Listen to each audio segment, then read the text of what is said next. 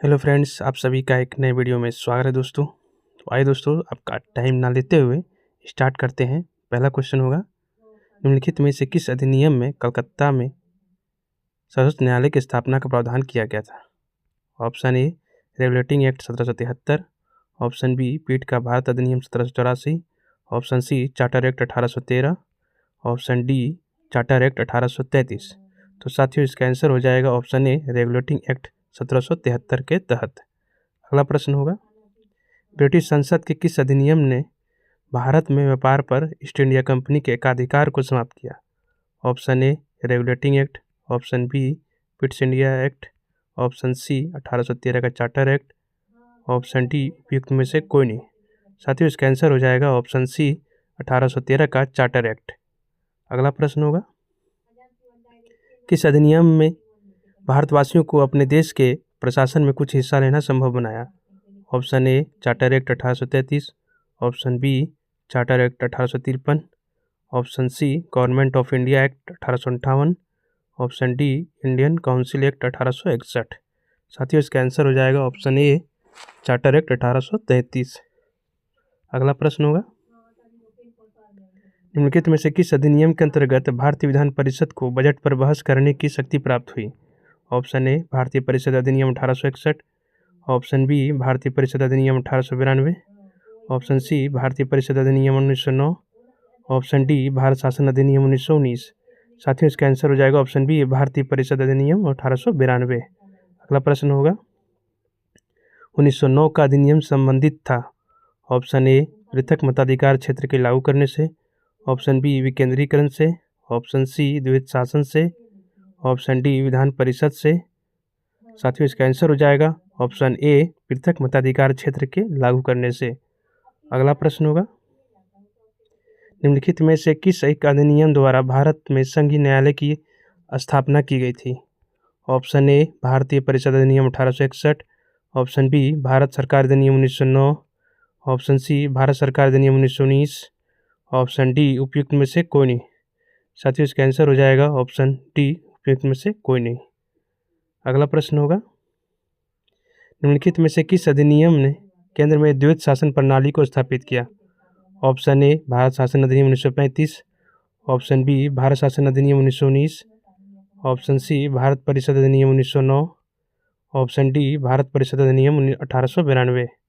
साथियों, इसका आंसर हो जाएगा ऑप्शन ए भारत शासन अधिनियम 1935। अगला प्रश्न होगा साथियों, निम्नलिखित में से किसने ब्रिटिश भारत में प्रांतीय स्वायत्तता शुरू की? Option A cabinet mission, option B Simon commission, option C Bharat सरकार अधिनियम 1935, ऑप्शन डी भारत सरकार अधिनियम 1919।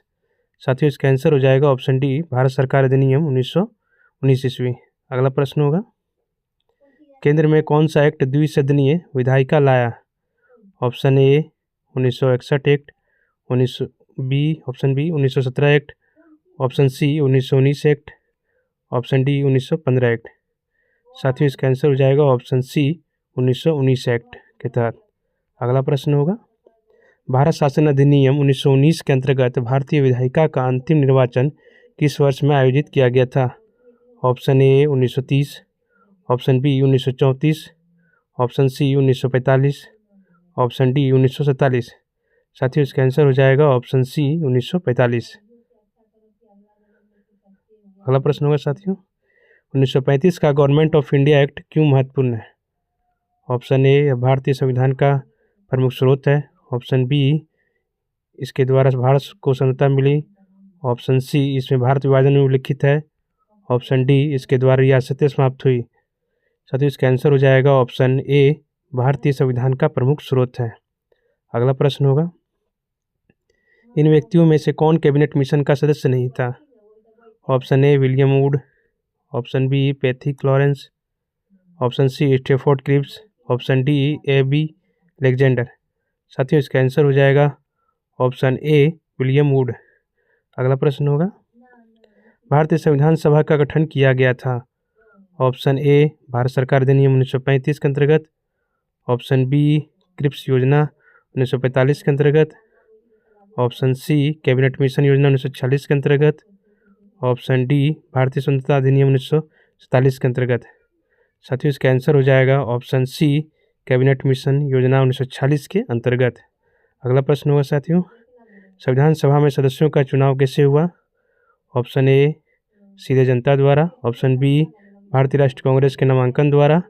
ऑप्शन सी, भारतीय राज्यों के शासकों में से नामांकन द्वारा। ऑप्शन डी, भारतीय प्रांतीय सभाओं द्वारा।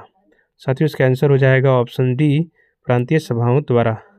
अगला प्रश्न होगा साथियों, संविधान सभा के चुने हुए अस्थायी अध्यक्ष कौन थे? Option A, doctor BR Ambedkar. Option B, doctor Sachchidanand Sinha. Option C, doctor Rajendra Prasad. Option D, S Radhakrishnan. साथियों इसका आंसर हो जाएगा option C, doctor Rajendra Prasad. तो साथियों यही टॉप 15 MCQ था पॉलिटिकल का। तो मिलते हैं नेक्स्ट वीडियो में। और बता दें साथियों, जिस भी प्रश्न का आंसर पता हो कमेंट में ज़रूर बताइएगा। ऐसे ही चुनिंदा और मोस्ट सेलेक्टेड इंपॉर्टेंट और सिलेक्टेड प्रश्नों को देखने के लिए वीडियो को लाइक करें साथियों, चैनल को सब्सक्राइब करें। मिलते हैं नेक्स्ट वीडियो में।